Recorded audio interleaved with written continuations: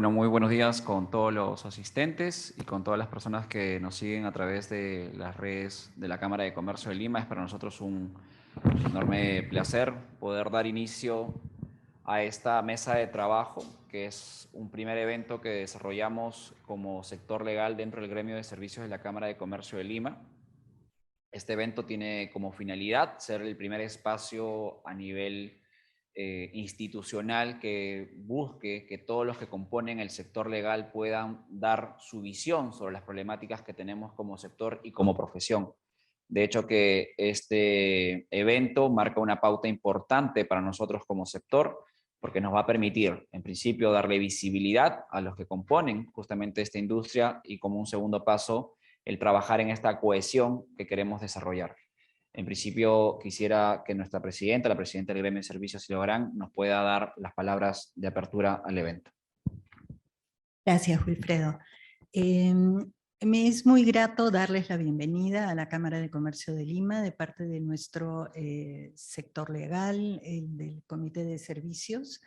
Este es un tema muy interesante y lo que está logrando Wilfredo y su equipo, básicamente de poder juntar al sector público y al sector privado para poder analizar o determinar sus necesidades y luego poder analizarlas es muy importante para el progreso de nosotros como empresarios y el poder ayudar a el progreso de nuestro país.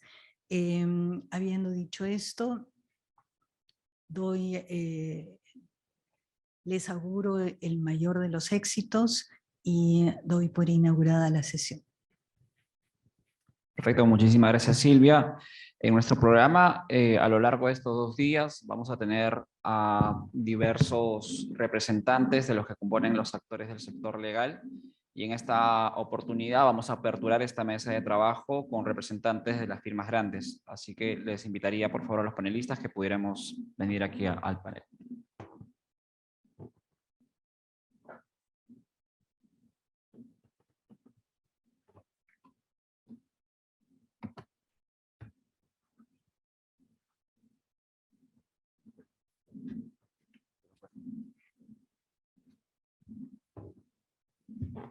Sí, yo me voy a sentar recostado.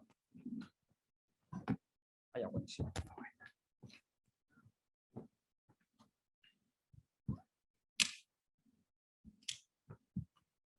Bueno, en este primer bloque tenemos a representantes de las firmas grandes. Juan Carlos, muchas gracias por participar. Guillermo Ferrero del estudio PPU y Mauricio Olaya, bueno, Juan Carlos del estudio Chacopar, Baker McKenzie aquí en Perú.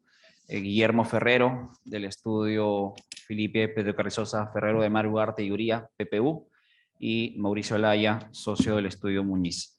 La dinámica de este evento es que cada panelista va a tener 15 minutos en promedio para poder exponer su perspectiva sobre lo que es el sector legal, va a poder trasladar cuáles son su visión sobre las problemáticas correspondientes y a partir de ahí poder exponer algunos planteamientos de solución. Y posteriormente a esto tendremos unos espacios de 20 a 30 minutos para la conversación. Si les parece bien, comenzamos con Mauricio.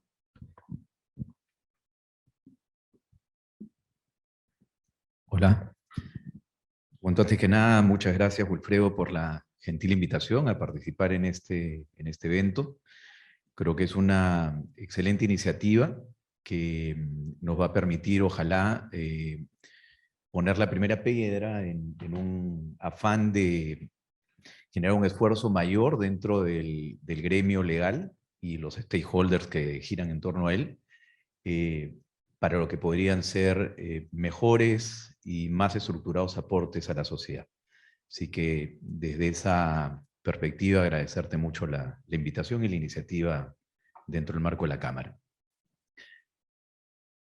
A ver, cuando se hacía esta división de firmas grandes, medianas, pequeñas, etcétera, a mí me vino la curiosidad de decir qué es lo que está detrás de esa división, ¿no? Y claro, fuimos aclarando que básicamente nos estábamos refiriendo al tamaño en términos de números de abogados. Y buena fue la precisión, porque en términos reales, nosotros como sector o como firma, si uno dice una firma grande, es como casi un eufemismo, porque si uno suma la facturación probablemente de todas estas autodenominadas firmas grandes, sumadas todas las facturaciones, llegas a la facturación de una empresa grande. En realidad somos un montón de ratoncitos que acompañamos a los leones, es decir, nuestra labor es una labor como firmas de abogados que luce muy grande, porque acompañamos cosas grandes. Acompañamos a clientes grandes, acompañamos a empresas grandes o a empresas medianas, estamos cerca de las iniciativas legislativas, muchos abogados, además, si uno empieza a veces a mirar la lista de miembros del Ejecutivo, se encuentra pues entre los ministros 4 o 5 abogados cada vez que se nombra un gabinete. O sea, somos una industria en el fondo que en términos económicos, tangibles, no tiene un impacto que uno diga, wow, ¿no? En términos económicos, por llamarlo de alguna forma. Pero sí tiene como un impacto importante por el nivel de acompañamiento que tiene con los grandes actores de la economía y de la política en un país. Y por eso es que el rol del abogado es tan relevante, es tan relevante. Así que desde esa perspectiva, para mí, claro, la profesión es grande en términos de que normalmente está acompañando cosas grandes, medianas, pequeñas, y nosotros, bueno, estamos representando aquí a los estudios de abogados probablemente más numerosos, ¿no es cierto? O sea, los que tienen la mayor cantidad de abogados dentro de su estructura. Y como tales, probablemente vamos a tener lo de siempre, ¿no? Mientras más grande eres, más grandes son tus problemas, básicamente. Y sí, ese es el reto probablemente principal de las firmas grandes de abogados, es empezar a tener que dirigir una organización que es grande en términos de número para aquello que normalmente formaba parte de la preparación del abogado. Los abogados, cuando estudiamos esta carrera, no estamos muy preparados en temas de carácter administrativo organizacional, ¿no es cierto? Estamos más preparados en la parte académica, porque eso es lo que normalmente tenemos en el ADN, la parte del entendimiento transaccional, todos los fundamentos del derecho, etcétera, y cada uno después le va dando un enfoque. Pero si a mí me hubiesen dicho cuando yo estudiaba Derecho que iba a tener la responsabilidad de una organización legal que tenía que atender las necesidades, ingresos de 700 familias, que es lo que tenemos en el estudio. El estudio es un estudio de 350 abogados en Lima y otro tanto en cada una de nuestras sedes regionales. Y eso nunca fue parte del estudio, ¿no es cierto? Entonces, hay todo un tema de aprendizaje. Pero ese aprendizaje de las firmas legales, de los estudios de abogados grandes, lamentablemente, creo yo, y es algo con lo que he tratado con mis socios siempre entenderlo así, se hace más difícil cuando te quieres autodenominar como una firma de abogados. Porque las firmas de abogados tienen que construir de cero, pues. Porque ¿dónde está la organización de una firma de abogados? Tú vas viendo la de una, la de otra. Mientras que si te concibes como una empresa, es todo mucho más fácil. Porque te empiezas a dar cuenta que lo único que tienes que hacer es seguir el modelo de las empresas. Y los estudios de abogados lamentablemente quieren seguir los modelos de las firmas de abogados.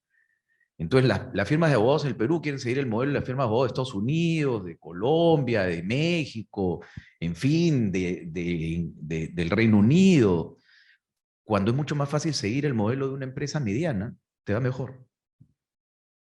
Porque en el fondo, la organización probadamente más eficiente es la organización empresarial. ¿Ok? No la organización firmas legales. Esa nos la hemos querido creer los abogados. Las organizaciones probadamente eficientes son las empresas.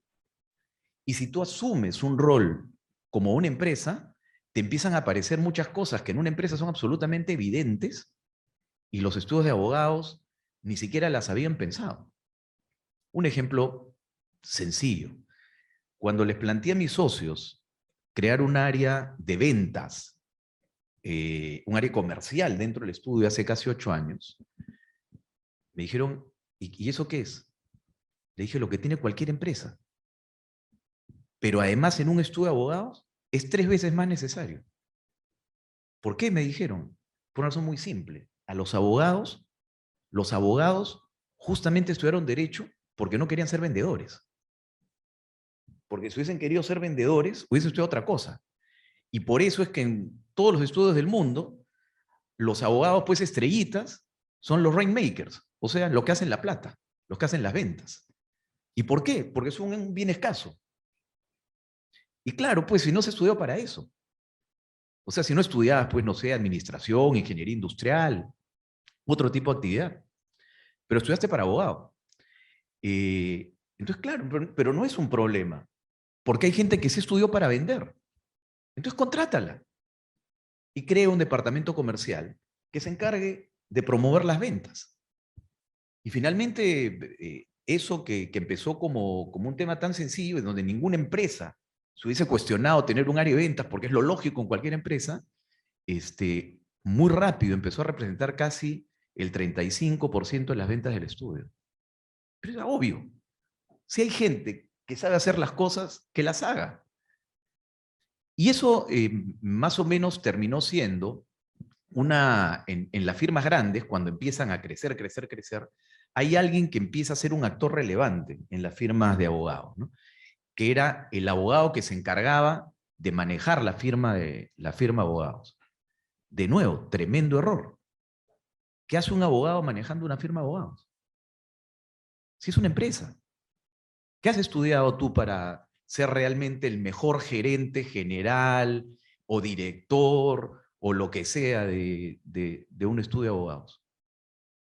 ¿Qué, tu experiencia empírica de por qué eres corporativo, has estado más en contacto con empresarios y entonces más o menos has agarrado aquí las prácticas, te reúnes con otros directores de estudios de otros lugares del mundo?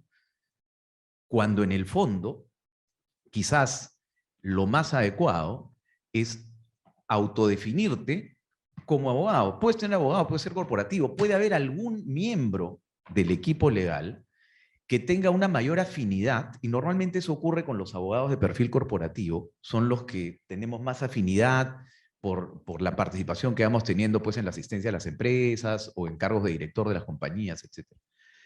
Pero tú asumir que tienes la capacidad para dirigir una organización con ventas de X millones de dólares y X cientos de familias que van a depender de ti, me parece que es algo que uno debería preguntarse 2 veces antes de asumirlo en términos de responsabilidad. Y claro, muchas veces uno dice, no, es que el estudio tiene un gerente general. Oye, ¿qué nivel de autonomía tiene ese gerente general? Cuando tú le empiezas a hacer doble clic a los gerentes generales de los estudios de abogados, en la gran mayoría te das cuenta que son casi un administrador. No son un gerente general.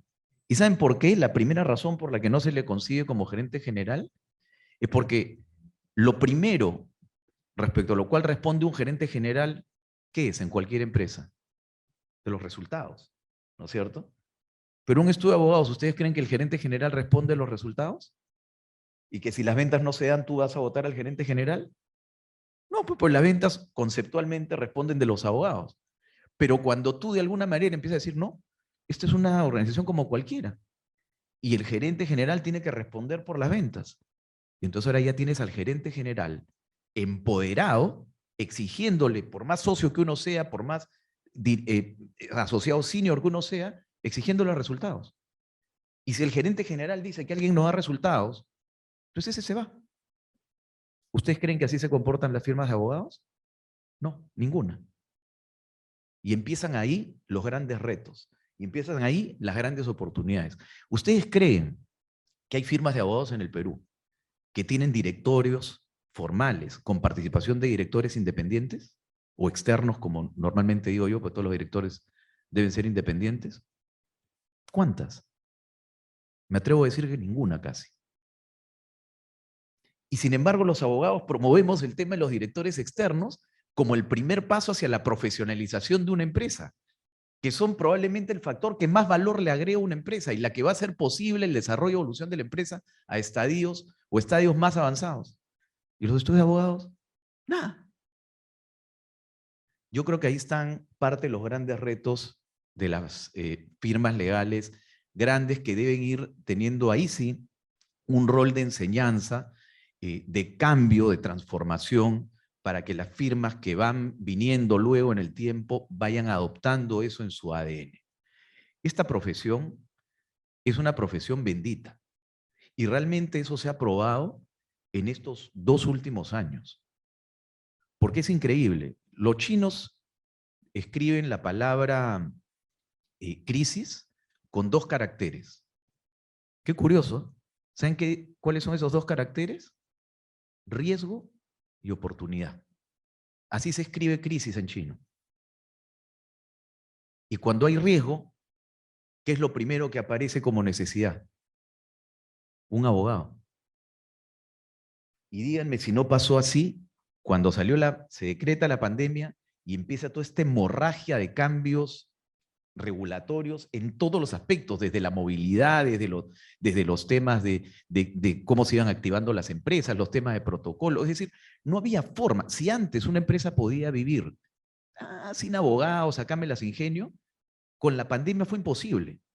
Si algo necesitaba, ser un abogado que te acompañe. Imagínense, una maravilla. Todos los estudios de abogados nos asustamos al inicio, sin duda.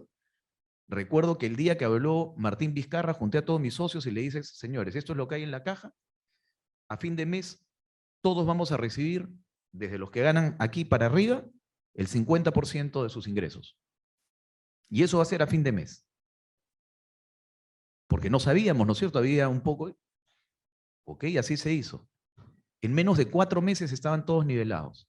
Obviamente nunca se tocó a nadie el personal administrativo, a ningún abogado que ganaba menos de determinada cantidad, hasta el último mozo, hasta el último secretaria, hasta el último persona de seguridad, de archivo. Todas esas personas se quedaron en su casa como correspondían, no hubo ningún sacrificio ahí. En 4 meses, 3, 4, 5 meses a lo sumo, todos estaban nivelados. En plena pandemia. Esa es y cuando vino el tema político, ¿no es cierto?, donde de nuevo apareció el miedo, oye, ahora sí de nuevo las inversiones se paran de eso. Lo único que cambiaron fueron probablemente el tipo de actividades que los abogados hacíamos. Y como los estudios grandes tenemos casi todas las áreas, aparecieron las áreas que compensaron lo que de repente había de menos en otras. Pero al final terminabas teniendo los mismos ingresos, porque todas las matrices de riesgo, en todos los comités de riesgo, empezaron a aparecer los primeros 4 o 5 riesgos, tenían que ver con abogados. El cambio en el marco laboral, impedimento en todos los temas pues, de manejo de divisas, de poder sacar libremente tu dinero. O sea, uno empezaba a mirar todos esos riesgos, todos tenían que ver con abogados. Es una profesión maravillosa, pero que creo que tiene muchos retos por delante, sobre todo cuando se le empieza a ver desde una perspectiva de carácter gremial, y con eso termino y le cedo palabra a mis colegas. El gran reto es, primero, entendernos de una manera un poco más empresarial, cada una de nuestras organizaciones, y a partir de eso, probablemente, tener esa capacidad que tienen los empresarios de reunirse gremialmente y pensar en cosas que beneficien a todo su sector, a todo su gremio. Lamentablemente los abogados, una vez más, probablemente por concebirse de una manera distinta, yo no soy empresa, soy firma, etcétera, hemos generado unos niveles absurdos de competencia, absurdos de, como le decía Guillermo, pareciera pues que el éxito de uno depende del fracaso del otro.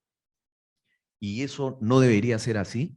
Y sí creo que las firmas de abogados más grandes, empezando así y tratando de llevar el mensaje hacia las medianas y a otros nuevos emprendimientos legales, deberíamos aprender a trabajar juntos, porque la única manera en que vamos a poder generar grandes impactos, sobre todo en temas de ASG, etcétera, es a partir de un trabajo conjunto. Las cosas que podemos hacer solos, individualmente, son pequeñas cositas, porque ya les dije al inicio, somos una cosita chiquita. Somos una cosita chiquita, pero si nos reunimos, somos una cosita más o menos importante, con capacidad de hacer algunos temas que impacten realmente a la sociedad positivamente. Mauricio, muchísimas gracias. Me quedo para reflexionar todavía en esta última aproximación. Guillermo, te cedemos la palabra. Sí, antes que nada, muchas gracias por la gentil invitación. Estoy encantado acá de poder compartir con ustedes y además con mis copanelistas. Creo que Mauricio ha dicho dos cosas muy importantes, ha dicho muchas cosas importantes, mejor dicho, pero resalto dos de ellas. La primera, que es muy importante, que es el manejo de la firma de abogados como una empresa, ¿no? Yo creo que ese factor es muy relevante y lo voy a explicar con un caso concreto en un momento.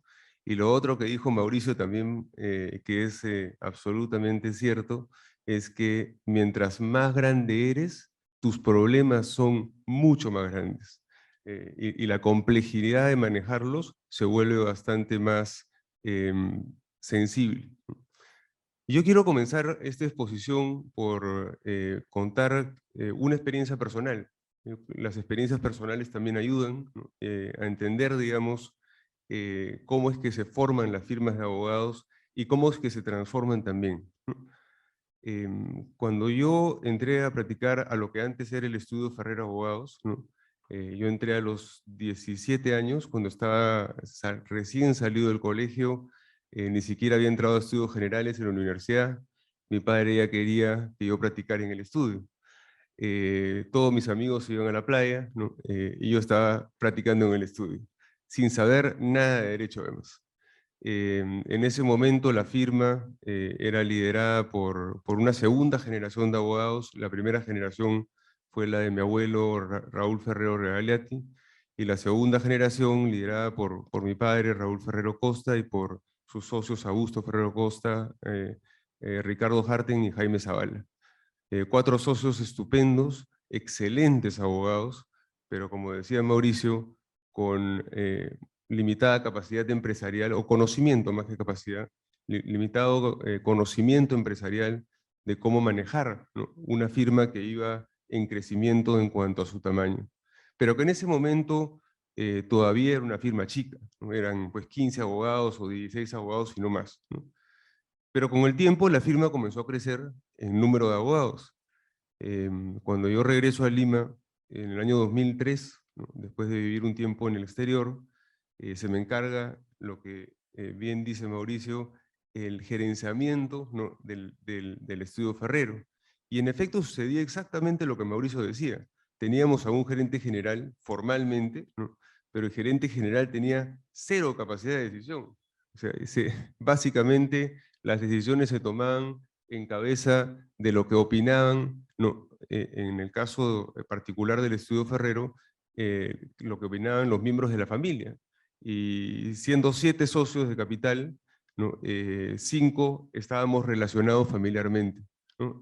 Uno era mi padre, el otro era mi tío directo, y los otros 2 eran mis tíos en segundo grado.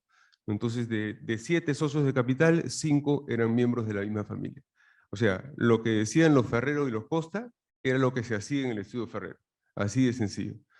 Decidimos, como en el año 2010 o 2011, contratar a una firma internacional que se llama Walker Clark, que nos ayudó bastante en establecer, ¿no? planes de carrera para abogados, sistemas de compensación para socios, la posibilidad de que terceros que no participen de la familia puedan llegar a ser socios del estudio, para que tengan una adecuada motivación, ¿no? en ejercer, digamos, la profesión con los mayores estándares y la mayor calidad.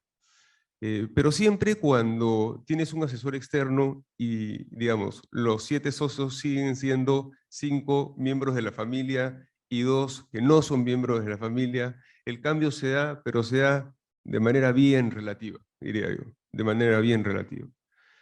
En el año 2015, ya después de algún buen tiempo, ¿no? Y cuando yo ya estaba lleno de canas, porque me llené de canas a los 32 años, no sé si por cuestiones hereditarias o por saber que tenía la responsabilidad de sacar el estudio adelante. Yo creo que es más por lo segundo que por lo primero. Canas prematuras, ¿no? Pero en el año 2015 nos busca una firma de abogados colombiana con otra chilena, el estudio Preto Carrizosa de Colombia, con Filippi de Chile, dos firmas con muy buen predicamento, digamos, en ambas jurisdicciones, y que estaban asociadas también con Uría Menéndez. Y creo que la mayoría de los que estamos acá saben quién es Uría Menéndez, ¿no? Firma española. Ellos ya se habían juntado, se habían integrado, ¿no? Formando una sola firma, un solo estudio, ¿no? Y acá quiero hacer de repente un pequeño paréntesis entre los tipos de firmas de abogados que existen en el mercado y sobre todo a nivel de las firmas grandes.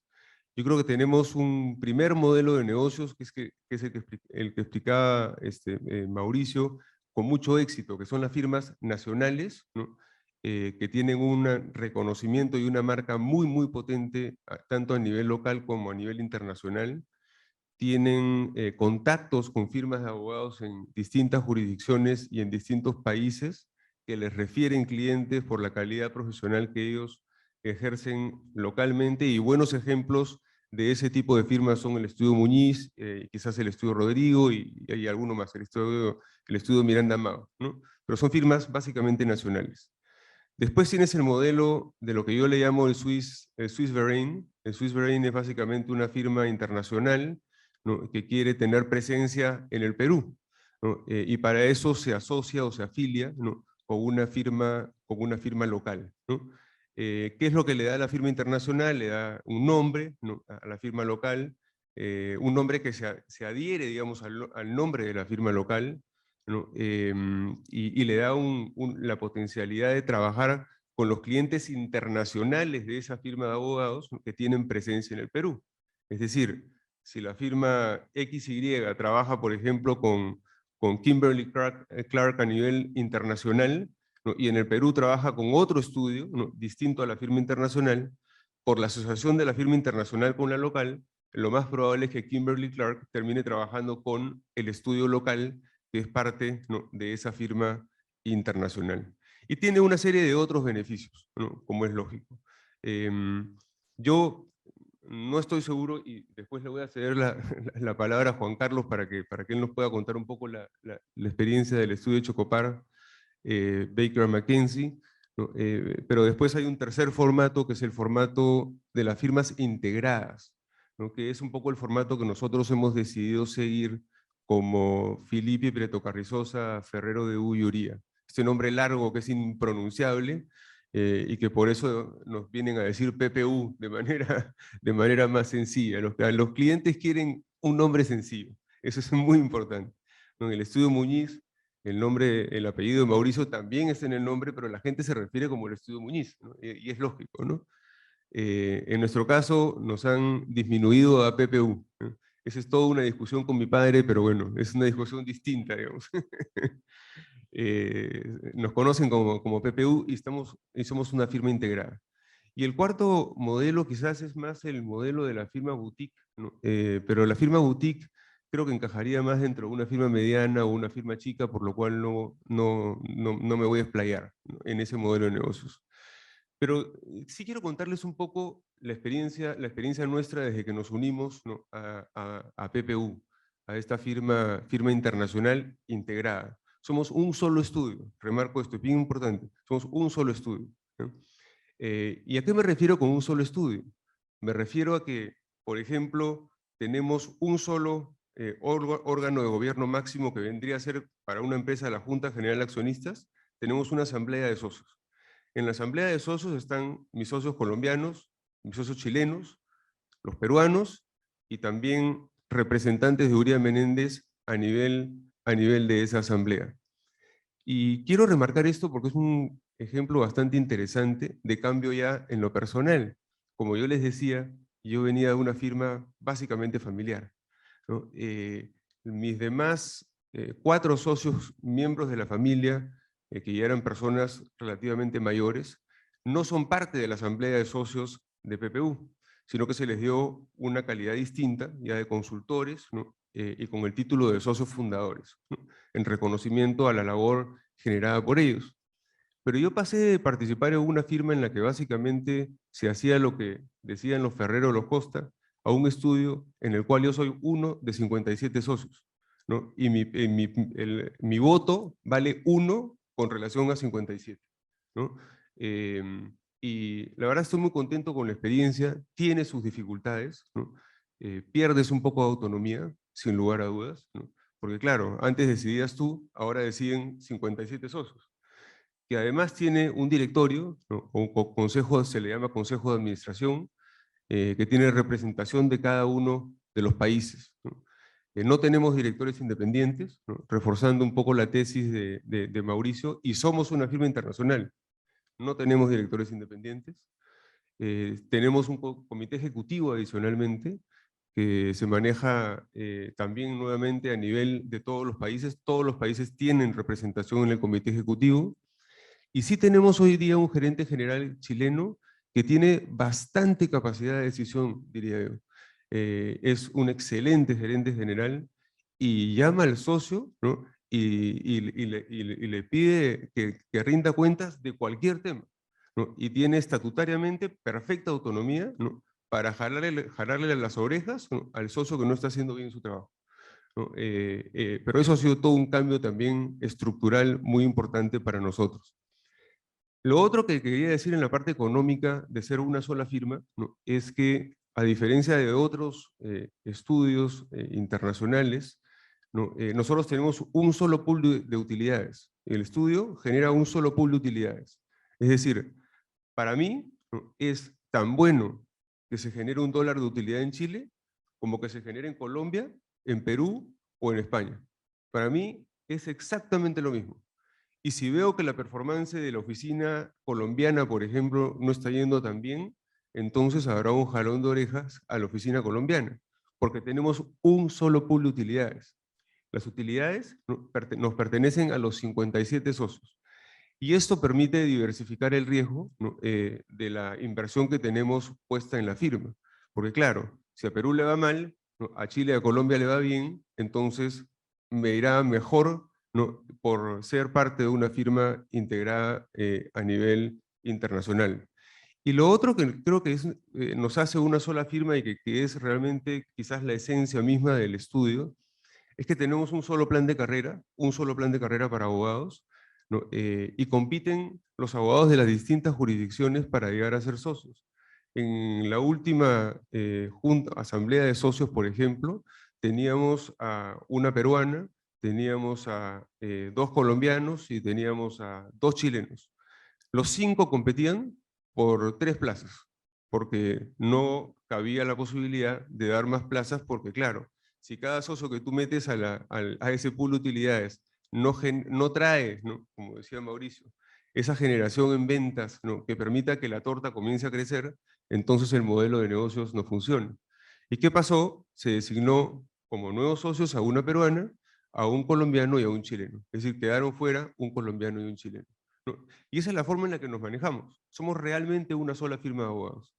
Quería darles un par de datos y es algo que de repente podemos comentar con mayor detalle cuando tengamos las preguntas y respuestas de parte de ustedes, o las que pueda tener Wilfredo, que es un dato también relevante, es que en las 3 jurisdicciones de América Latina donde tenemos presencia directa, o sea, Chile, Perú y Colombia, el costo de abogados, o sea, la remuneración de abogados, más cara de los 3 países es Perú, no es Colombia y no es Chile, ¿no? Donde más nos cuesta a los abogados es en Perú, costo de abogados.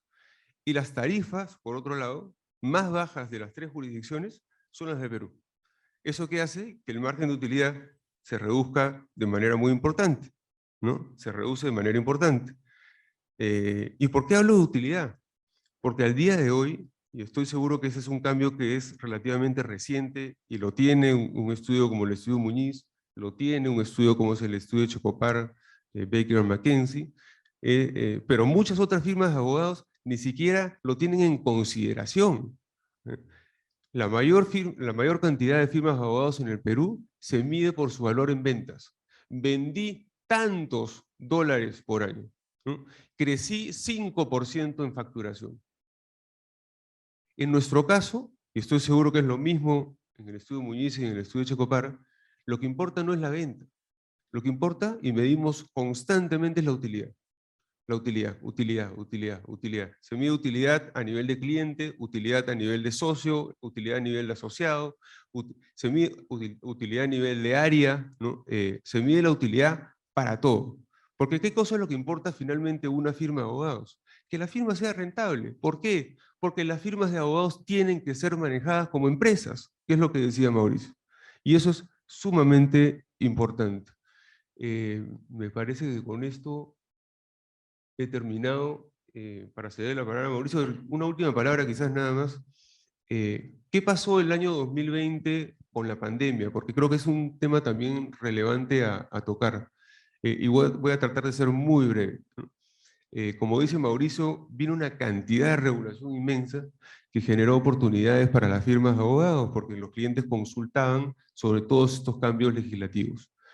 Pero yo puedo hablar al menos de la experiencia personal. El año 2020 fue un año muy duro en términos de ventas para nosotros, ¿no? Muy duro en términos de ventas, y tuvimos que tomar decisiones muy duras también, ¿no? Y estas decisiones pasaron por devolver un piso y un tercio que teníamos en las oficinas actuales. Nos hemos quedado con 2,5 pisos aproximadamente, en reducción de espacio, ¿no? Y también del layout de las oficinas internas. Esto Mauricio también me comentaba que han hecho algo muy similar en el estudio Muñiz.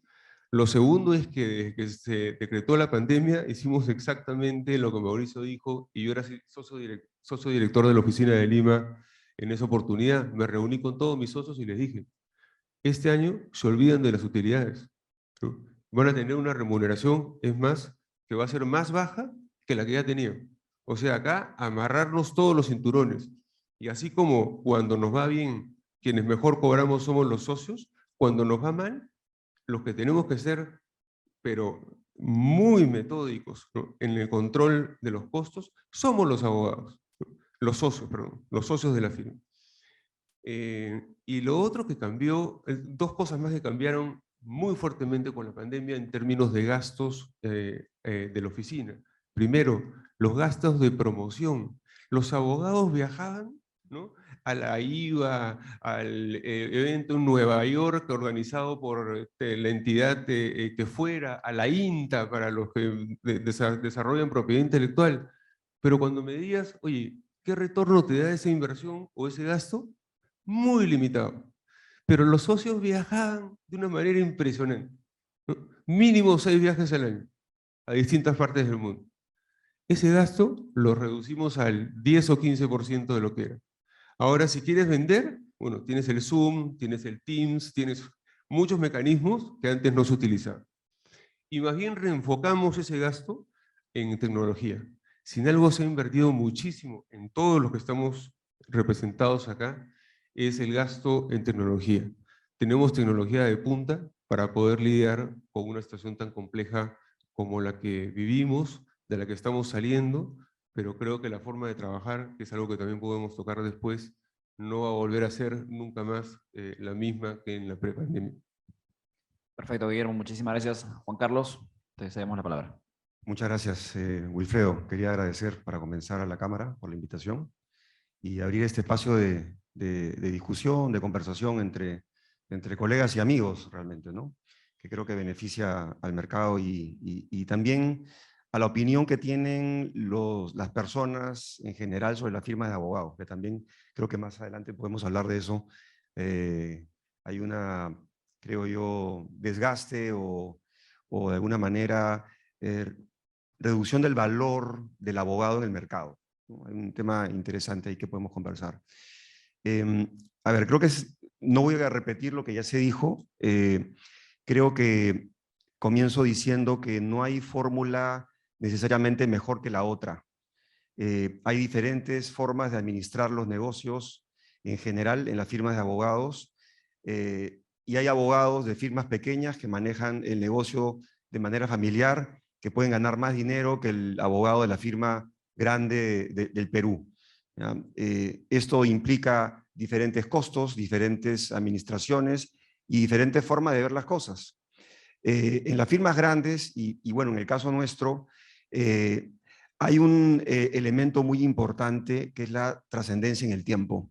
Nuestra firma tiene 72 años y nosotros queremos y trabajamos los socios para que la firma dure 200, 300 años más. No tenemos una visión de corto plazo ni de que el socio de ese momento tiene que hacer dinero para su retiro y eso es lo que importa. ¿Qué viene después? Bueno, será problema del resto, será problema de los socios que vengan más adelante. Lamentablemente, a lo largo de la historia de nuestro negocio en el Perú, han habido muchas firmas muy importantes que han, digamos, simplemente desaparecido o han quedado reducidas dentro, vamos a decir, de la participación del mercado porque estaban enfocados en ciertas personas, los rainmakers que tú comentabas, Mauricio, ¿no? Esa persona que traía el negocio, ponía el nombre y era el dueño, básicamente, y administraba la empresa como dueño, simplemente como señor de la empresa. Ahora, estoy hablando quizás de la palabra empresa de una forma incorrecta, porque algo que sí diferencia las firmas, y quizás eso es una pequeña diferencia entre las más grandes y las medianas y pequeñas, es que creo que es más acentuado el manejo como empresa en las firmas grandes. En las firmas medianas y pequeñas, en muchos casos, incluso firmas que uno podría sorprenderse, son juntas, lo que yo le llamo juntas. Básicamente un grupo de personas que trabajan juntas, reparten el costo del arrendamiento, de las secretarias, etcétera, que pueda haber en la firma, y al final cada uno se lleva lo que genera, ¿no? Eso en términos anglosajones se llama eat what you kill. Lo que genera cada socio es lo que más o menos se lleva de utilidad. Nosotros en el estudio hablamos de una suerte de cultura socialista, vamos a decir, ¿ya?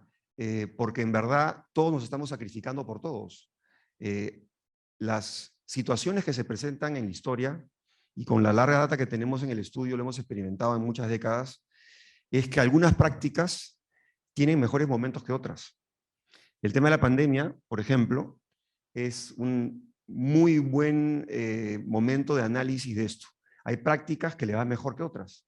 La práctica regulatoria, por ejemplo, hace más dinero en pandemia que una práctica transaccional, ¿no? En la que las operaciones se detienen, o muchas de las operaciones se detienen ante la incertidumbre del mercado, qué va a pasar, cómo se van a desarrollar las industrias y las actividades en general de aquí en adelante. Entonces, cuando tú, digamos, dependes del resultado común, que creo que lo explicaba también Guillermo en relación a su firma, hay una conciencia mayor sobre, como decía hace un momento, la trascendencia de la firma y digamos, el éxito del resto de tus socios y del resto de los equipos que conforman la firma. Dicho esto, digamos, ese es creo que el punto inicial y básico para nuestra filosofía digamos, de empresa como tal, con un directorio. Yo soy el socio director y funjo de presidente del directorio. Tenemos gerencias con todos los equipos, por supuesto. Creo que es muy válido el comentario de que el gerente, de alguna manera, no tiene la independencia o la autonomía que puede ser en una empresa común y corriente, donde hay una estructura más piramidal y más jerárquica, donde hay un gerente, subgerencias y para abajo. En una firma de abogados yo siempre hablo de la pirámide peruana, ¿no? La pirámide peruana es una pirámide trunca, una pirámide chata. Tenemos varios niveles muy grandes de personas. Tenemos colaboradores, tenemos asociados, decenas de asociados, tenemos practicantes y tenemos luego socios, ¿no? Y hay socios que son accionistas y socios que no son accionistas. Y tenemos grandes grupos de personas, todas, y eso es un tema característico de los abogados, todos se creen que tienen la última palabra, todos, digamos, se creen de alguna manera dueños del negocio. Y eso está muy bien, porque están empoderados en función del negocio.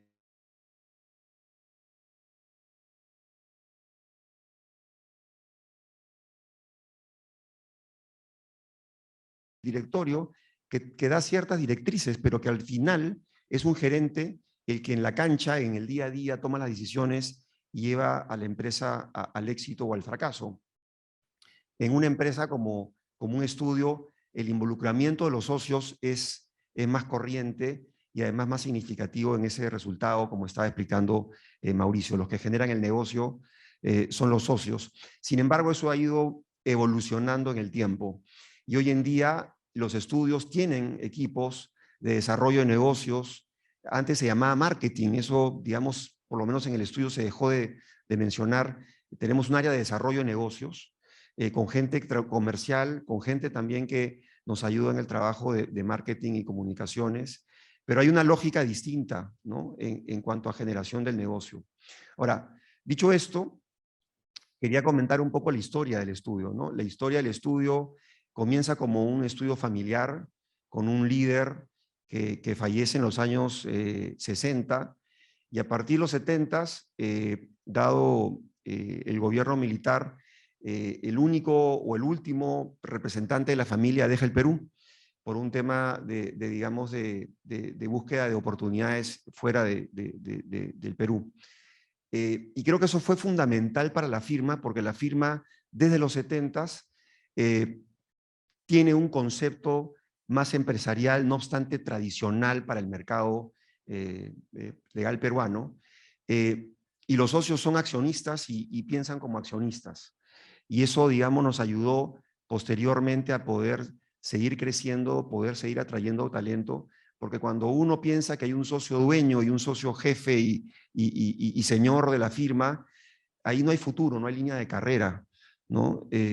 Podrás aprender, podrás llegar quizás a cierto nivel interesante en tu carrera, pero difícilmente, si es muy rígido ese sistema, podrás llegar a ser socio o ser socio igual que ese señor, ¿no?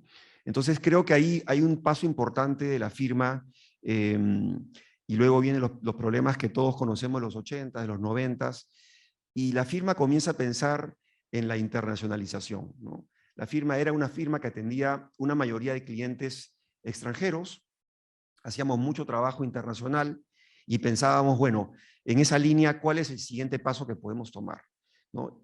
Y dentro de ese análisis, en ese momento, hace 10 años, toma contacto con nosotros Baker McKenzie, que es una firma global con 70 y tantas oficinas en el mundo, con una visión muy moderna, muy distinta quizás a la que en ese momento teníamos muchos en el Perú, de lo que debe ser el negocio, del negocio legal. Tenía una cultura muy similar a la nuestra, tenía metas como las nuestras, y la verdad que había un buen match. Teníamos además muchos años trabajando con ellos, eran una de las firmas que más nos referían trabajo, y la verdad que ese buen match hizo que luego de conversaciones pudiéramos llegar a un acuerdo de asociación con Baker McKenzie. Somos hoy día Baker McKenzie. Tenemos un uso de la marca Estudio Checopar por temas, digamos, de tradición en el mercado. Es una marca potente, una marca que es reconocida y apreciada por el mercado local. Sin embargo, con Baker McKenzie ganamos una proyección más internacional, pero más allá del negocio en sí, de los clientes que pueda traer una firma global como Baker McKenzie, hay un tema muy importante que nosotros vimos para el futuro del negocio legal. Y hablo de negocio y negocio y negocio, y esta palabra, créanme, seguro que para tu papá y tu abuelo era lo mismo. En el estudio de Checopar, hace 20, 30 años, hablar de negocio era prácticamente un pecado, ¿no? O sea, los socios se veían a ellos como unos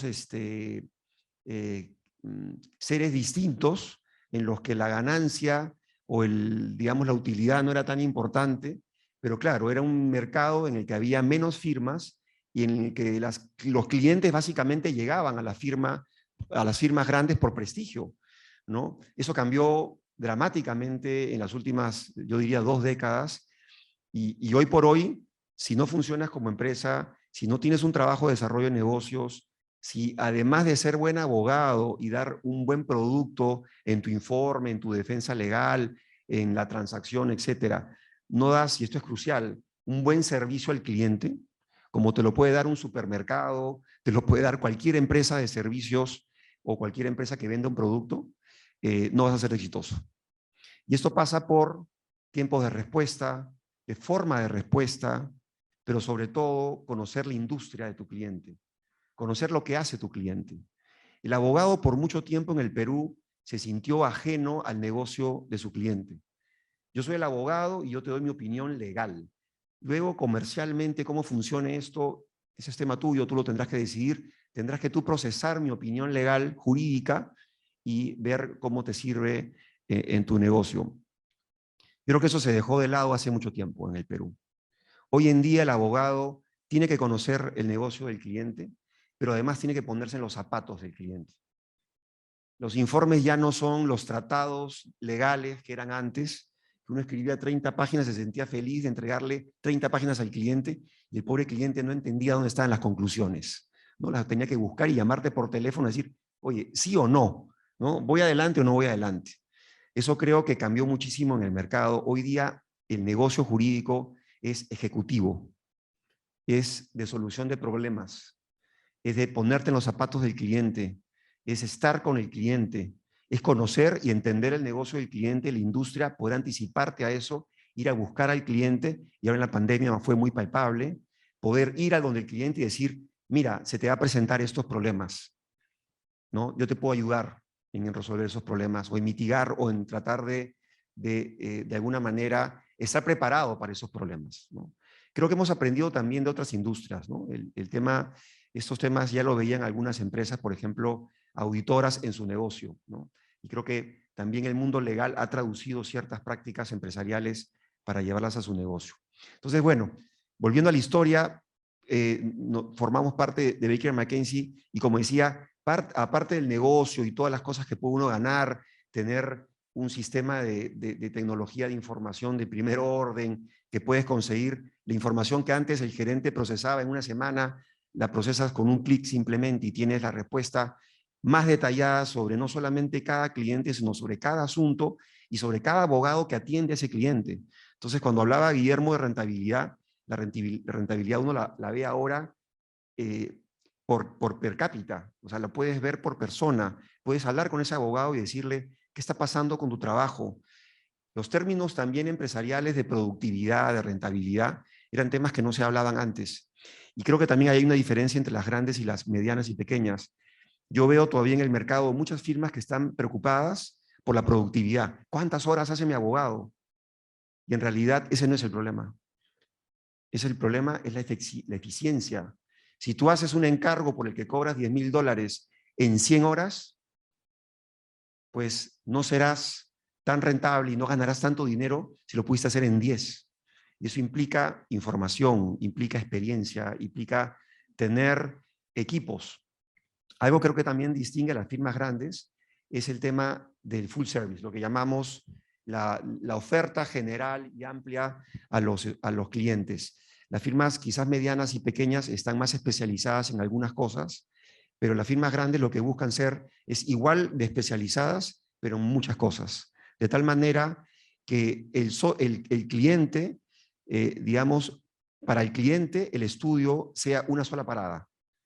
Una sola, digamos, el one-stop shop, como le llaman los gringos, de poder ir a una firma y que pueda resolver todos los problemas. O ese problema que ha identificado pueda ser visto desde todos los ángulos.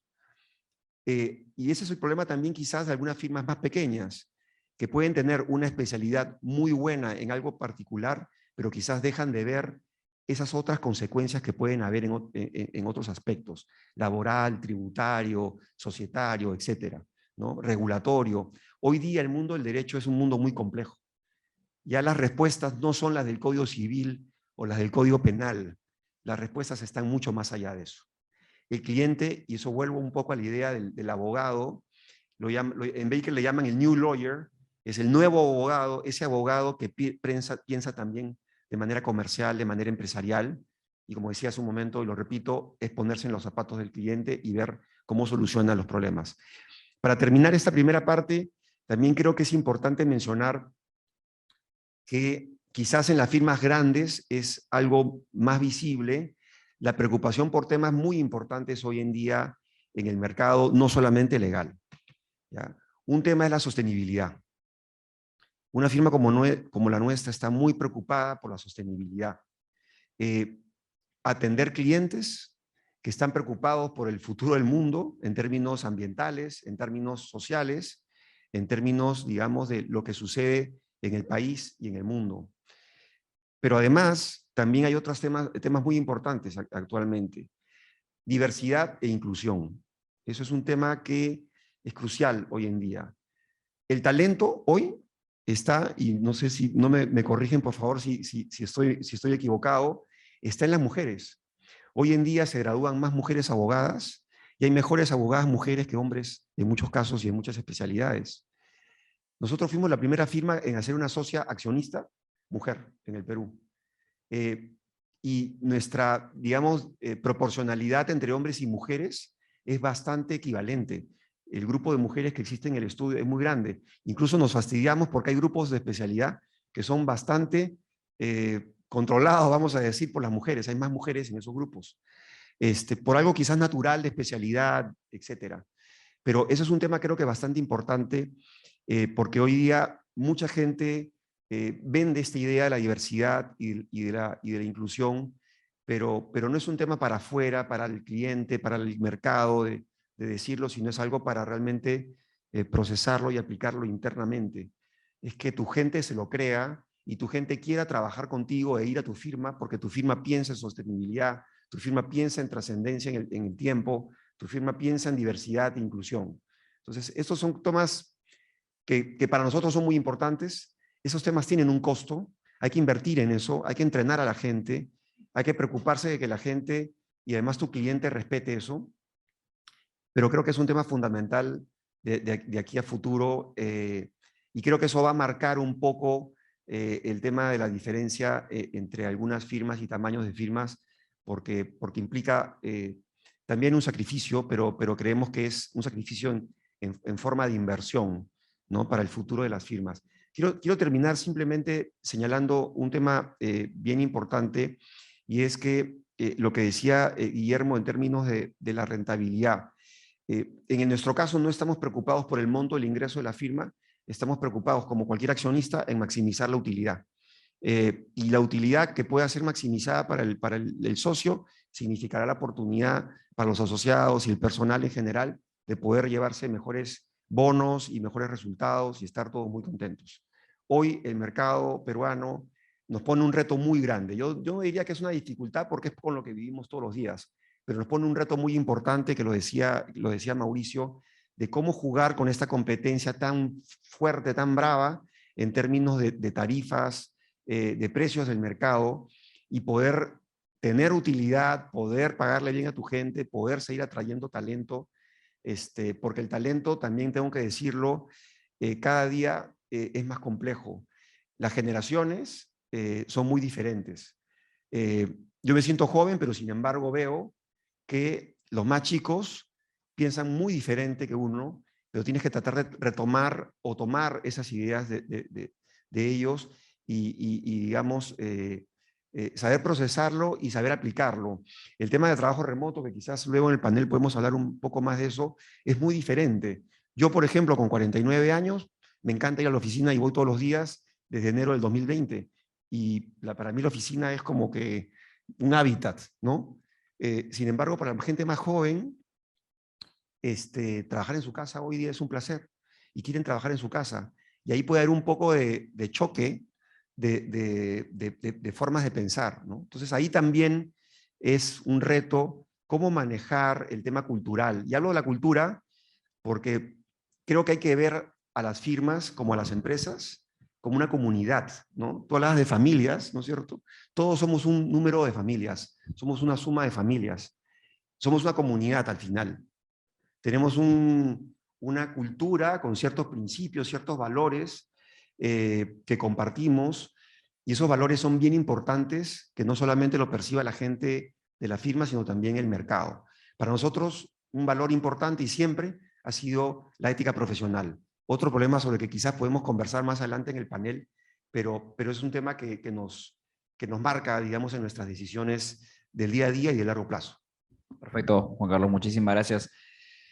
Yo me quedo con varios puntos a conversar, justo previamente a al panel comentábamos que este es un primer espacio, de hecho que me alegra mucho en realidad que ustedes hayan venido tocando varios temas que, como bien manifestaban, de hecho que da mucho tiempo para poder desarrollar a profundidad el tema esto de la ética profesional, el tema esto de la necesidad de agremiación o vernos como empresa, que hay todo un desarrollo vinculado a eso, el tema de la competencia y el desarrollo de mercado. Bien decías tú, Mauricio, como dato, que probablemente los 20 estudios que más facturan en promedio 300 millones de dólares en el promedio de mercado o al tipo de cambio, en realidad ya no sabemos cuándo va a cambiar ese rango, probablemente no representa básicamente una empresa grande en la economía del peruano, pero sin embargo tenemos ese impacto a nivel, digamos, económico por la participación intrínseca de los abogados justamente en toda la economía del país. Una de las razones por las cuales se crea este sector legal es justamente que somos el único sector que interrelaciona con todos los demás sectores económicos digamos, de una economía. Entonces, de ahí parte la relevancia de poder crear estos espacios. En línea con estos temas que hemos comentado, me gustaría, a modo muy puntual, de ustedes nos puedan resumir como sector económico, aparte de la falta de agremiación, aparte del tema de la visibilidad que mencionaron, de la percepción que se tiene de nosotros como profesión, ¿qué otros 2 o 3 problemas trascendentales ustedes nos pueden esbozar puntualmente que tenemos nosotros en conjunto, como sector y como abogados? Te cedo la palabra a ti, Mauricio. Muchas gracias. Un placer haberlos escuchado y estar compartiendo estas ideas y experiencias, sobre todo en el caso de ustedes, una historia larga de sus firmas antiguas y con un componente de origen familiar que nos narrabas tú muy sensible y muy abierto, Guillermo. A ver, yo creo que uno de los grandes retos que tenemos es cambiar la imagen del abogado, porque la imagen del abogado todavía está recontra deteriorada.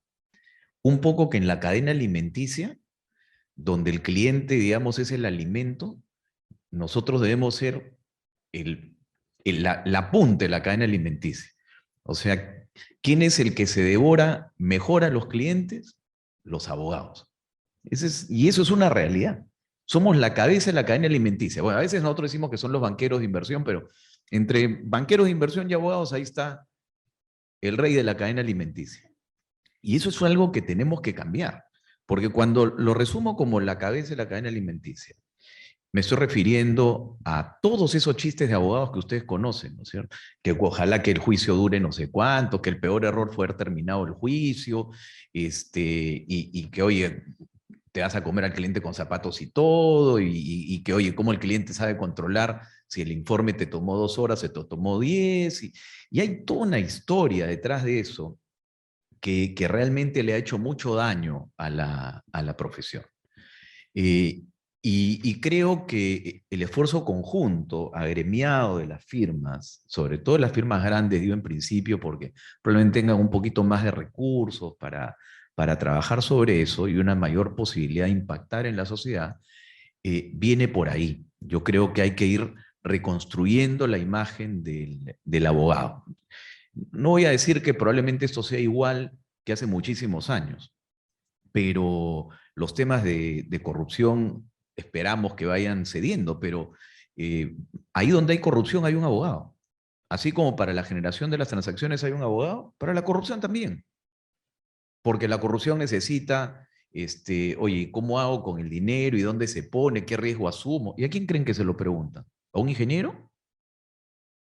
Por favor, ¿ok? De eso no se habla mucho. Pero es una realidad y las personas en la sociedad y la gente lo conoce. Por no decir los políticos, abogados que también han hecho la suya, ¿no es cierto? También le han dado su cuota de desprestigio a la profesión. Entonces creo que hay ahí un gran reto. Para mí ese es un reto muy importante en lo personal y tengo un hijo que está estudiando Derecho y yo quiero que la profesión sea percibida mañana de mejor forma, no solamente en base a, los abogados del estudio tal, no, si son correctos. No, los abogados en términos generales debemos reivindicar una imagen, ¿ok? Ese es un primer reto, ahora que nos preguntaba Wilfredo acerca de los retos que percibo. El segundo reto, creo que es el vinculado a las nuevas generaciones. Nosotros abrimos en época de pandemia un espacio muy bonito que se llamaba Un Café con tu Socio. Y era, cada uno de los socios principales tenía que tener un espacio en su agenda cada 3 meses, asignado 1 hora a lo largo de todo un día, para recibir ahí a practicantes del estudio. Cualquier practicante podía registrarse para tener esa hora de relacionamiento con un socio principal. ¿Ok? Y en ese momento, y todo esto vino detrás, y voy a conectarlo con esto de la virtualidad, el trabajo remoto, y cómo de alguna forma las firmas de abogados o empresas de servicios legales, como querramos llamarlo, las que hayan trabajado mejor en el cierre de las brechas entre presencialidad y virtualidad, son las que van a tener más éxito en no regresar a la época antigua. ¿Ok? Y el primer objetivo que nos pusimos en la firma fue cerrar al máximo todas las brechas. Es decir, si había la reunión presencial X, esa se convertía en la reunión virtual X. Si había el comité Y, eso se reunía presencial, era en virtual. Cada una de las cosas, los contactos con los clientes, las visitas de los clientes, las áreas de control de calidad y la manera en que hacían su contacto, el relacionamiento con los clientes, todo lo que estaba en el mundo presencial le dimos el giro al mundo virtual. Los desayunos ejecutivos invitando a clientes, las reuniones con los clientes se convirtieron en webinars, digamos, parte de lo que ya todos para hoy, después de 2 años de haber transitado en este mundo, les es más o menos afín. Pero el reto era ese, cerrar las brechas. Pero había algunas brechas que no se podían cerrar, ¿no es cierto? La presencialidad es la presencialidad. Entonces, en esas que no se podían cerrar, lo que hicimos fue, ok, hay que generar otras que compensen aquellas que no se puedan cerrar. Una de esas fue este tema que les digo de Un Café con tu Socio. Y de pronto yo conocí a una serie de chicos. Nosotros en el estudio tenemos promedio 75 practicantes. Y empecé a conocer a una cantidad de chicos jóvenes, practicantes del estudio, que no habría habido forma que yo los conociese en la época de la normalidad. Nunca los vi. Y no les hablo de practicantes de otras áreas, les hablo de practicantes de mi área. El área que yo manejo, que es M&A y corporativo, es un área de 38 abogados, entre 38 y 40 abogados. Todo escalonada.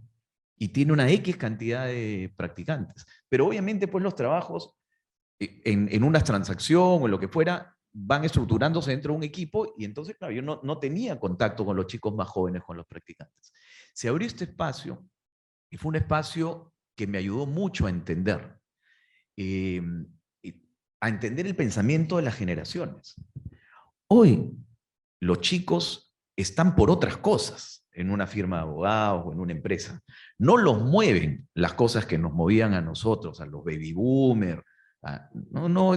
Yo soy casi baby boomer. Baby boomer son 60 años y yo tengo 55. Y en esos diálogos, muchas veces los chicos me decían, Mauricio, ¿y qué es lo que tú nos recomiendas que vamos a hacer para que nos vaya mejor? Y les decía siempre, tengan pensamiento de baby boomer. ¿Ok?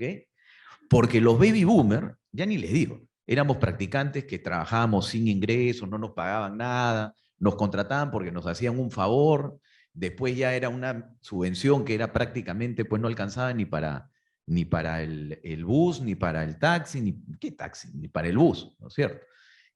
O para la gasolina para el que tenía carro. Pero nosotros venimos de esa época, de una época de trabajo de 18 horas al día, donde la explotación era pues el código de sobre todo los estudios más grandes, esa era la manera de trabajar. Y hoy los chicos necesitan otro tipo, te demandan naturalmente otro tipo, quieren tener espacios para su vida personal, son otras cosas las que les complementan la ilusión, su tiempo, etc.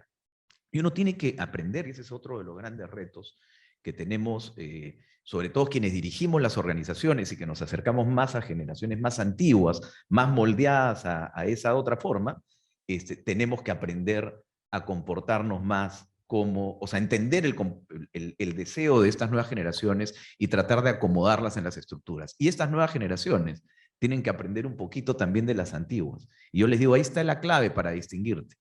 Y yo veo cómo aquellos chicos de las generaciones actuales, practicantes con pensamiento de baby boomer, son los que destacan así.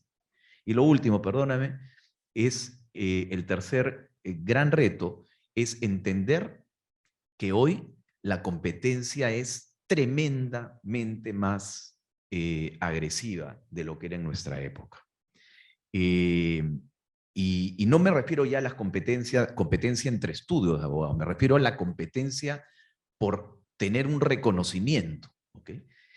¿Y por qué? Porque primero que hay mucha más capacidad para acceder a información, a capacitación. Qué duda cabe ahora con el mundo virtual, las posibilidades que uno tiene de capacitarse son extraordinarias e inmensas. Y los tiempos de adquisición del conocimiento se han achicado.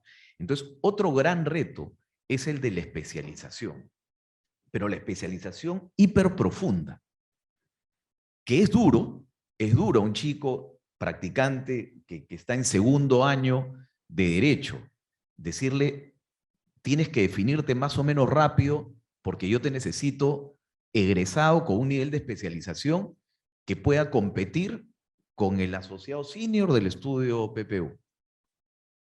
Eso es lo que yo les digo a los chicos. Y ahí está la eficiencia del modelo. Porque ese chico va a ganar $800, pero va a poder atender consultas que a la competencia las tiene que remunerar por 5.000 o por 6.000 al abogado. Entonces, la especialización, mientras más temprana, te puede generar unos beneficios impresionantes. En ese tema que hoy se demanda, que es la atención al cliente con prontitud, rapidez, eficiencia. La eficiencia, mejor dicho, la eficiencia tiene que ver con todos estos otros elementos de forma. La eficacia, ¿no es cierto?, tiene que ver con ser asertivo en lo que le vas a decir.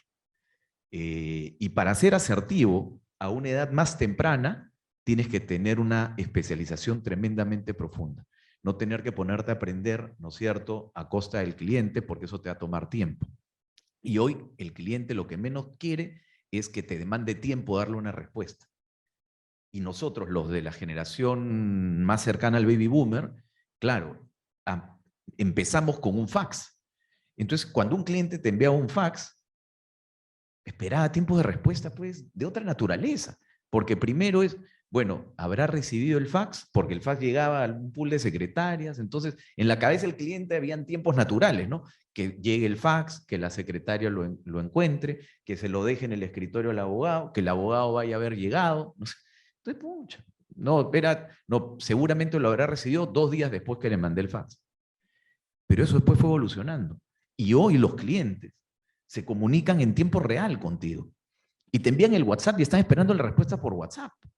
Y si eres de los que no quiere poner el doble cheque, para mí esa vaina, el que tiene su doble cheque no le sale el azul, a mí, perdónenme, pero me martiriza, ¿no es cierto? Porque para mí esa es la primera señal, y yo le digo a mi equipo, es la primera señal que tú quieres evitar que el cliente sepa si recibiste o no el mensaje. Y si a mí me molesta, imagínate cómo le va a molestar al cliente. Ya ni qué decirle los que borran la hora, ¿no? Para que no se sepa si ha estado o no conectado. Eso que son truquitos como para sentir, oye, que el cliente no sepa que ya lo recibí, olvídense, se percibe fatal, fatal. Hoy el cliente quiere la respuesta, ¡pum! Asume que va a ser buena, pero la quiere rápido, la quiere al toque. Y ahí es la especialización la única que te va a permitir dar una respuesta rápida. Y coincido con lo que decías. Los estudios más pequeños que no tienen esa capilaridad, digamos, a nivel de todas las áreas de especialización, podrían no tener esa posibilidad de atender la necesidad del cliente de una manera tan rápida y tan integral como los clientes eventualmente demandan. Último tema, perdón, el tema de las redes sociales. Aquí, señores, uno para hacerse famoso, hace 20 años, tenían que pasar 15 años, ¿ok? Porque uno se iba haciendo conocido porque se juntaba con un cliente, ese cliente en un café le hablaba del doctor Muñiz a otro cliente y ese a otro, y lo mismo con el doctor Ferrero o el doctor Echecopar, no sé. Entonces imagínense para que todo el país conozca al doctor Echecoparro o al doctor Ferrero, ¿cuántos años tenían que pasar? Años. Hoy uno tiene capacidad de posicionar un abogado en una especialidad en menos de un año. En menos de un año. Y lo hemos probado. Nosotros lanzamos un área Fashion Law hace algunos años atrás. Y yo le dije a la abogada, en un año tú estás posicionada como la líder en tu tema. Estas son las 3 cosas que hay que hacer con el apoyo que teníamos del área, digamos, de imagen del estudio, que con mucho criterio, hace muchos años decidimos estar posicionados y liderar en número de seguidores todas las redes sociales, antes de la pandemia.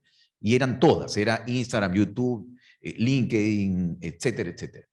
¿Y por qué? Porque ese era el futuro.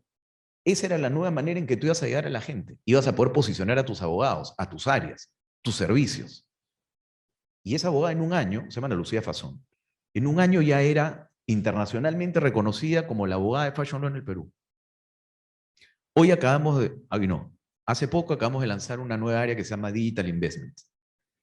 Eso es un área que para mí es el futuro. Es el nuevo derecho corporativo llevado a una nueva forma de hacer negocios.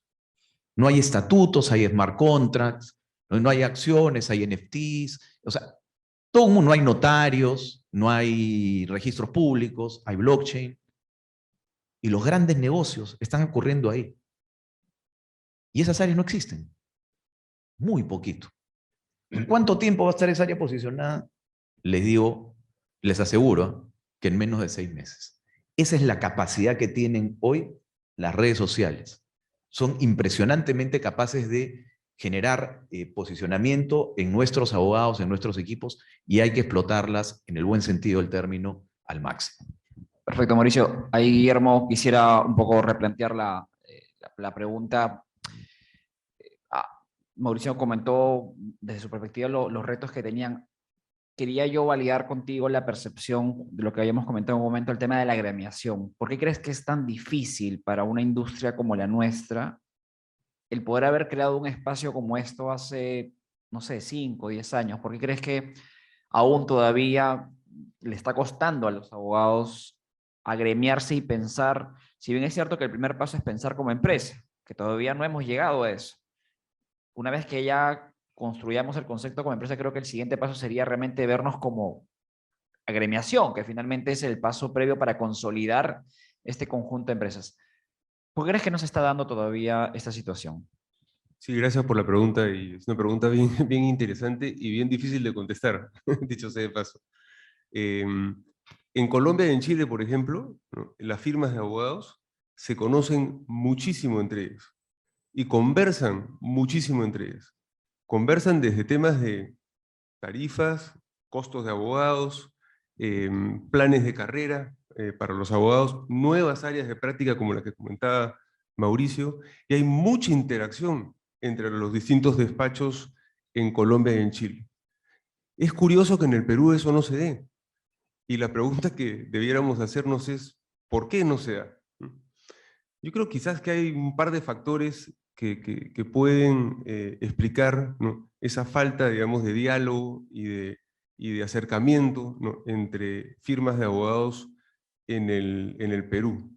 La primera de ellas es que creo que la profesionalización y el concepto de empresa son conceptos que llegaron mucho antes en Colombia y en Chile, que a diferencia del Perú. Ellos están bastante más avanzados, ¿no?, en el concepto empresarial, ¿no?, del manejo de una firma de abogados. Y claro, normalmente quienes se agremian, ¿no?, son las empresas. En el Perú, y yo creo que nos toca, sobre todo a quienes tenemos alguna posición de liderazgo dentro de nuestros estudios, generar más espacios, ¿no?, como el que se ha generado el día de hoy, y por eso felicito nuevamente a Wilfredo.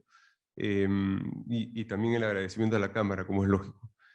Y la segunda razón quizás es que, pero es difícil de explicarla, creo que los abogados acá en Perú todavía tenemos esa percepción, ¿no?, de que no debiéramos agremiarnos porque nosotros, cada uno por separado, ¿no?, a nivel de firmas, somos lo suficientemente buenos, ¿no?, como para poder competir en el mercado. y que no necesitamos compartir mejores prácticas con nuestros colegas. Hay una especie como de, le llamaría inclusive recelo, ¿no? entre las principales firmas de abogados, lo cual es totalmente absurdo, ¿no? Porque no hay fórmulas mágicas, no hay secretos. Finalmente, lo importante va a ser cómo ejecutas tú internamente, ¿no? Aquellas mejores prácticas que puedes conocer de los estudios que compiten directamente contigo. Entonces, yo daría esas dos explicaciones, seguramente hay muchas más explicaciones, ¿no? Y quería referirme brevemente en cuanto a la pregunta anterior, y voy a tratar de ser muy breve para cederle la palabra a Juan Carlos. Tres temas que creo yo en los que tiene que mejorar la profesión y sobre todo, ¿no? El manejo de los estudios de abogados. El primero es género, el segundo es discapacidad y el tercero es virtualidad. En el tema de género, yo me hago la pregunta, es una pregunta abierta, ¿cuántas socias directoras, ¿no? o cuántas managing partners existen en las principales firmas de abogados en el Perú? Que yo sepa, con temor a equivocarme, ninguna. No hay una mujer que tenga cargo de liderazgo en una firma de abogados en el Perú. Quizás me equivoco, por favor me corrigen después si es que me estoy equivocando. No se me ocurre un nombre. Pero ella no es socia directora, ¿no? No. Sí, el socio director es Luis Carlos Rodrigo. No, pero ella está con su estudio. Ah, con su estudio, disculpa, claro, claro, sí, tienes toda la razón. Es un estudio femenino en todo caso. Sí, un estudio femenino, sí. Pero bueno, en todo caso el punto va dirigido a que, por ejemplo, yo dicto clases en la Católica, y en los últimos 2 ciclos que he dictado clases en la Católica, siempre tengo unos 45 alumnos aproximadamente, me ha tocado una realidad que me ha chocado en lo personal, gratamente, pero me ha chocado, que es que de los 45 alumnos, más o menos, he tenido únicamente 6 o 7 hombres por clase. Todas las demás eran mujeres. O sea, mucho más mujeres estudiando Derecho que hombres. Eso tiene que verse reflejado también en las firmas de abogados. Y acá yo hago mea culpa también. No crean que nuestro estudio es un estudio en el cual la mujer tiene una labor de liderazgo o de notoriedad. No, tenemos mucho por hacer en ese aspecto. Ese es en el tema de género. Otro tema en el que yo creo que podemos trabajar de manera conjunta y tratar al menos como firmas de abogados ya no diría de cambiar la percepción que tiene el mercado sobre los abogados, sino la percepción que tiene el mercado sobre las firmas de abogados. Es un tema distinto, ¿no?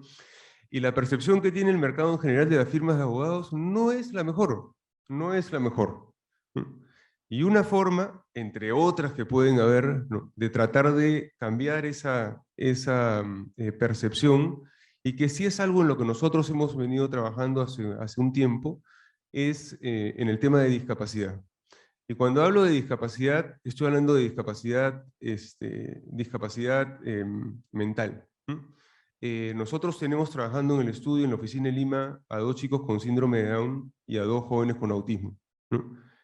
Bueno, mi hijo mayor es un joven con autismo, ¿no? Entonces quizás por ahí también viene el grado de sensibilidad hacia tratar de incorporarlos de mejor manera a la sociedad.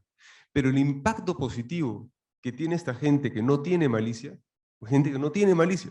son buenos, gente buena, claro, no tienen la capacidad intelectual de una persona normal, ¿no? Pero es gente que aporta positivamente al ambiente de trabajo de una manera inmensa, porque es la persona que viene y que saluda a todo el mundo, ¿no? Siempre tiene una sonrisa en la cara, ¿no? Y son pequeños detalles que te mejoran mucho el clima laboral interno. Y lo tercero que quisiera decir es que, con relación también a algo que ha llegado para quedarse, ¿no? Y que ya lo mencionó Mauricio, no voy a repetir todo lo que dijo Mauricio en el tema de la virtualidad. En el caso concreto de nosotros, como tenemos abogados en 3 países, ¿no?, somos aproximadamente 400 y tantos abogados en 3 jurisdicciones, es muy difícil, ¿no?, en 3 países y 3 geografías distintas, hacer que los abogados se conozcan entre ellos, ¿no? A diferencia de lo que sucede en una firma que tiene presencia principalmente en Lima, en la cual ya hay mucha dificultad de que se conozcan los abogados entre ellos. La virtualidad nos ha ayudado de una manera inmensa en ese sentido. porque tenemos reuniones constantes de áreas de práctica en las que participan todos los asociados, ¿no? Y tienen la capacidad de conocerse entre ellos. Y eso a nivel de socios es inclusive más importante en una firma como nosotros, y con esto termino, porque claro, yo les digo, en una firma como nosotros hay un solo pool de utilidades, ¿no es cierto? La utilidad de Chile, Colombia y Perú es la misma. Claro, pero para que eso funcione bien, los socios se tienen que conocer y se tienen que conocer bien. Porque si no se conocen, los socios van a decir, oye, ¿por qué el peruano se está llevando parte de la utilidad que me corresponde a mí? Ese tipo ni siquiera lo conozco además. No sé quién es. La virtualidad nuevamente nos ha ayudado muchísimo también en ese sentido. Tenemos reuniones periódicas, asambleas de socios virtuales constantes, mínimo una vez al mes, cuando antes nos reuníamos una vez al año. Las reuniones eran una vez al año. Entonces, la virtualidad ha llegado para quedarse. Y con eso termino. Perfecto, Guillermo. Juan Carlos, una última pregunta y pediría que también tú pudieras ayudarnos a cerrar este bloque de firmas grandes. De cara al tema del liderazgo, ustedes son socios, tienen un liderazgo dentro de las organizaciones, bien comentaban pues la importancia de que desde arriba pueda venir justamente el cambio, porque al ser ustedes representantes de empresas líderes también dentro del sector legal, hay una responsabilidad muy fuerte en el liderazgo de los socios para que todas esas cosas que necesitamos cambiar desde el punto de vista de equidad, de género, discapacidad, la percepción que se tiene el abogado, la conceptualización de empresa. Tú como socio, ¿cuál crees que debería ser esas, digamos, recomendaciones que hoy por hoy, no esperando que necesariamente llegue a las firmas grandes, sino a todos hacia abajo, hacia la cascada, hacia los que han abierto sus nuevas firmas hoy por hoy? ¿Cuál es ese rol del liderazgo del abogado que hoy está, digamos, direccionando una empresa o que está teniendo, digamos, un cargo de responsabilidad hacia su equipo? Y te pediría que a partir de ahí también la reflexión final justamente de este bloque. Perfecto, gracias, Wilfredo. A ver, creo que es importante entender que hemos estado hablando mucho desde el punto de vista de la organización interna y lo que hacemos como firma para nuestra gente, para nuestros clientes, pero creo que ahí viene el tema del liderazgo. Nuestro trabajo no se limita a nuestros clientes y a nuestros colaboradores. Creo que en el pasado los estudios de abogados tenían un impacto en el mercado y en la actividad legal en general. Y con esto quiero decir que, como decía Mauricio, no hay corrupción sin abogado, pues los estudios de abogados y sobre todo los grandes tienen que trabajar juntos para que, por ejemplo, el Poder Judicial funcione mejor, que la administración de la justicia en el Perú tenga menos corrupción, tenga mayor calidad, los jueces, los secretarios, los trabajadores del Poder Judicial estén mejor formados.